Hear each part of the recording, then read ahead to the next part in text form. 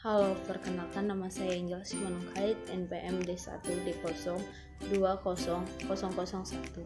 Di sini saya akan membahas tentang ujian tengah semester pengantar ilmu politik. Yang pertama, mengapa kita perlu belajar politik?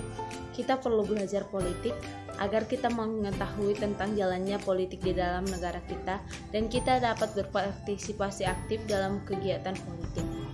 Politik adalah seluruh aktivitas yang berhubungan dengan negara yang tidak terlepas dari kehidupan publik untuk mencapai tujuan bersama.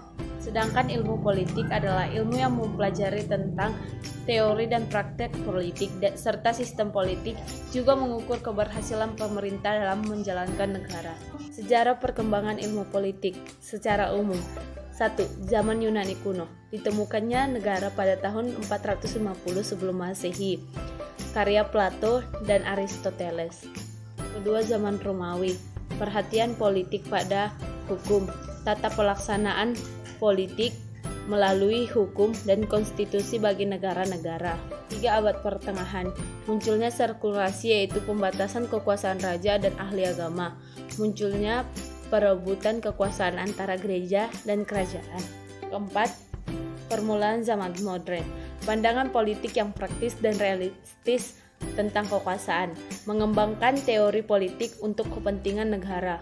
Zaman modern, Montesquieu, yaitu trias politika atau 3 pembagian kekuasaan.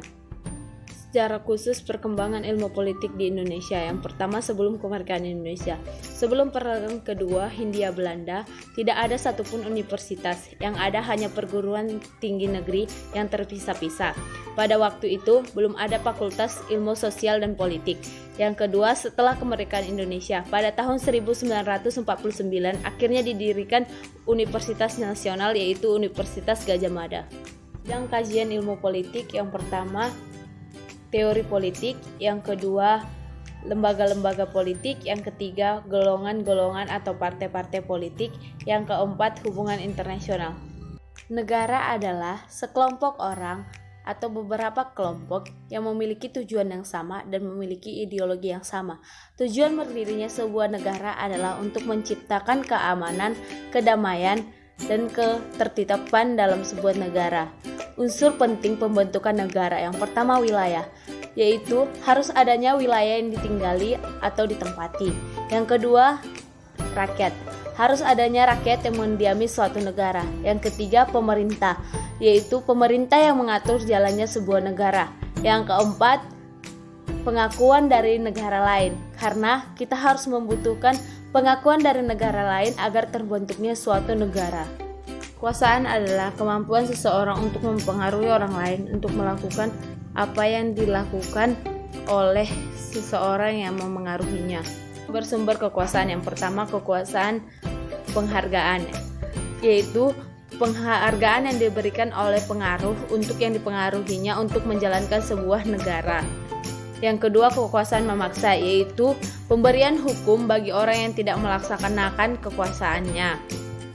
Yang ketiga, kekuasaan sah. Kekuasaan sah yaitu berdasarkan hukum dan aturan yang dipengaruhi.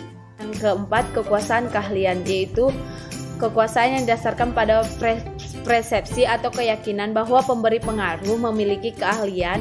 Kekuasaan rujukan, yaitu kekuasaan yang diidentifikasi pada pengaruh yang dijadikan sebagai contoh.